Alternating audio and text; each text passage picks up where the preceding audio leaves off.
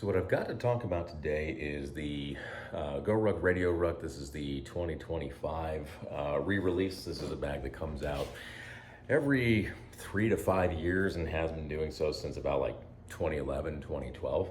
So it's only something that pops up every so often. This is kind of occupies a unique space in the lineup because it's kind of an amalgam of a bunch of different sizes, features, kind of smashed up to an odd bag, which is actually becoming one of my favorites. I've been EDCing this. I did it for about 2 weeks worth of work and have taken it on a couple outings with a Ruck plate. Yesterday's Ruck Race League challenge that I did, I took this along for the ride. And so it's very quickly becoming one of my favorites as an all-rounder, sort of what the GR1 was sort of built and marketed as being. The jack of all trades but master of none. And a lot of this is going to come down to its size. In general, what this has meant is that the unique shape of this thing, think like an Echo or what they call the GR0 now, got really fat, or you shrunk down a GR1 and expanded out that way. I can usually fit more stuff in this with less fighting than say like a GR1, even the GR2 that I had been taking to work. So while I don't currently have a 21 liter GR1, which would kind of be the direct competitor in this 20 liter bag space, what I do have is the GR2 26 liter, and for the uninitiated, take this part off, it's a GR1, boom, GR2 26. So height-wise, you can kind of see we're coming, about that 1.5 inches, that's about right. And then if we just subtracted this part off right here, the depth is actually going to be very, very similar to a packed out GR2, which is pretty cool. This one has been loaded up with all the stuff that I would normally take for work on a daily basis.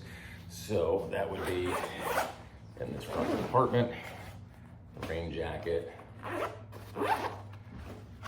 stuff that might go into a tech pouch I have mounted up here. So sunglasses, case, sanitizer and Band-Aids and battery bank, all this stuff. We're just gonna empty this whole thing on the inside. That's where we got the big Yeti. Tools, ballistic plate, and the lunchbox, which I'm gonna go get because I wanna show how this kind of compares to packing into this guy. So we will pack this out in EDC mode, which I actually used on a recent trip for work. So on those travel days, I have to bring some extra tools, and I have my work laptop, which I didn't measure. I would estimate that at a 14 to 15 inch laptop, and it fit with just enough room to get the zipper closed, but not a lot, much more room than that. So it's a standard bargain basement Lenovo. I don't know what the specs on it are, so it's an average laptop, let's say. So anything larger or particularly thick, you might run into some rooms actually fitting that in the compartment back here. But as far as the back goes, this is a 10 by 15 inch rifle rated ballistic plate, which will fit right in that elastic pocket. And it just fits right there. When it fits, it ain't wrong. So, say I got my lunch, I stack that in there. It will actually fit completely flat in here. That's kind of showing you how much depth we got. Plus we got this plate on the other side of it too.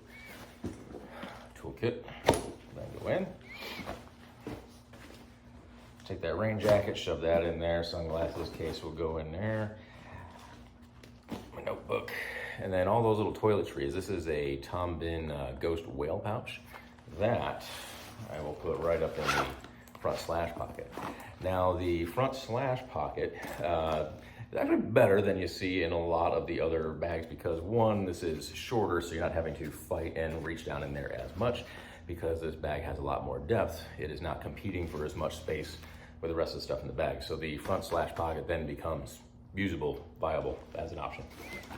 So I will take all those little odds and ends, shove that right in there. Now it's actually quick access. And then that Yeti will sit right here. Zipper all up.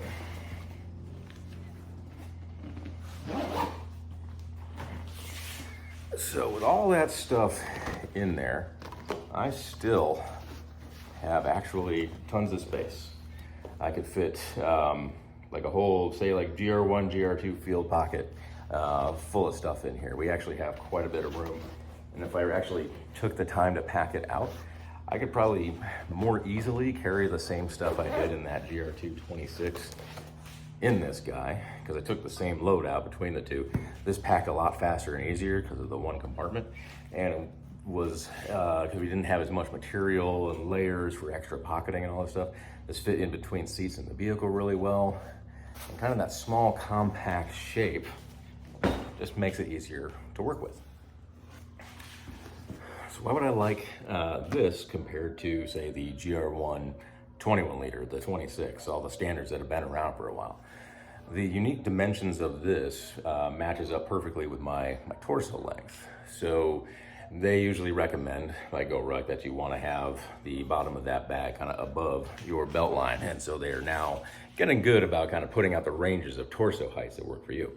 So I'm 5'10", and my measured torso length is about 17.5 inches, which means here this would be about half an inch within this nice little range for me. The 18.5 inch length usually means that it is kind of hanging in between, either my belt line above or below, depending on how I have it packed or how it's riding that particular day. And I find that that is the Goldilocks zone for being uncomfortable, because it's always kind of competing with things like that. This, when it is packed out, it sits on my torso, this lower part hangs right into my lumbar, like it was made for me. The short frame Rucker, which they have made in a couple different versions at this point, usually has about the same level of, the same overall dimensions. It's just a little thinner, but they don't have the GR1 style straps on it. They usually have a bullet style strap, which is narrower and thinner, which meaning that the more weight that you load, the more you're just feeling it. This has the same exact straps as the GR1, as the GR2, meaning you're getting all of that nice width, that nice level of padding, and you're not having to compete with those bullet straps that I hate. So it's a combination of a lot of weird stuff in the lineup I think adds up into a really good package. Problem is, they only make them for a limited amount of time, and then they are gone for like 3 to 5 years at a stretch. So secondhand market is kind of your best bet, but then you're playing eBay roulette as far as the prices go. If you can find one of these though, what it does offer you is a very, very nice package, depending on how your sizing preferences are. So for, say, like the short torso crowd, this is great. This covers a lot of ground into one bag. It's missing the frame sheet, but who cares? I mean, you're not going to be doing Baton Death March with it. It's very well rounded. The weirdness of its dimensions may present perhaps an aesthetic argument. Would this look weird on me? So cut to a little clip. This was me wearing it, doing my last Ruck Race League challenge, 20-pound plate in water, and again, 5'10", 17.5 inch torso.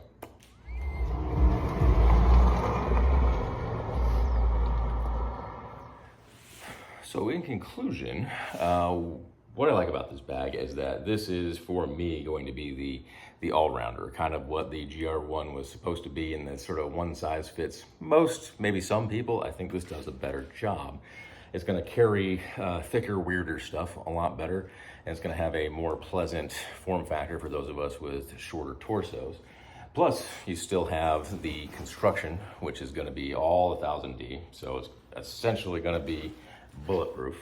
Plus, you still retain some of the hydration bladder capability, so it is going to be capable for the outdoor stuff and rucking. I've used it for both. Say it's travel.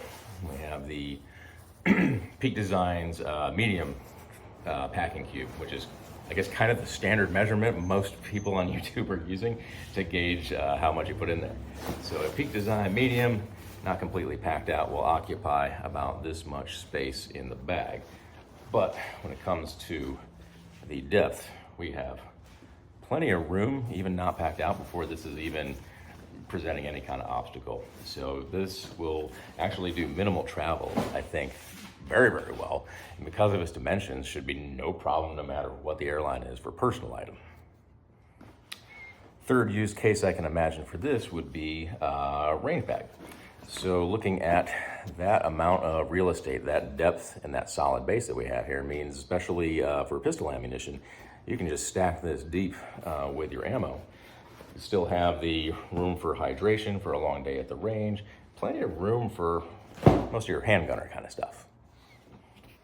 As far as the downsides go,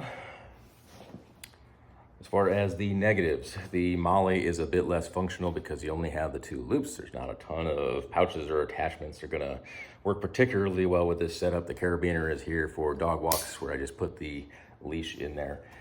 So not terribly functional as far as that goes, which means it's just kind of generally silly to have kind of useless Molly hanging there. So you've got that aesthetic piece and that lack of functionality. I don't find that the GoRuck bags are particularly functional as far as their Molly arrangement and placement.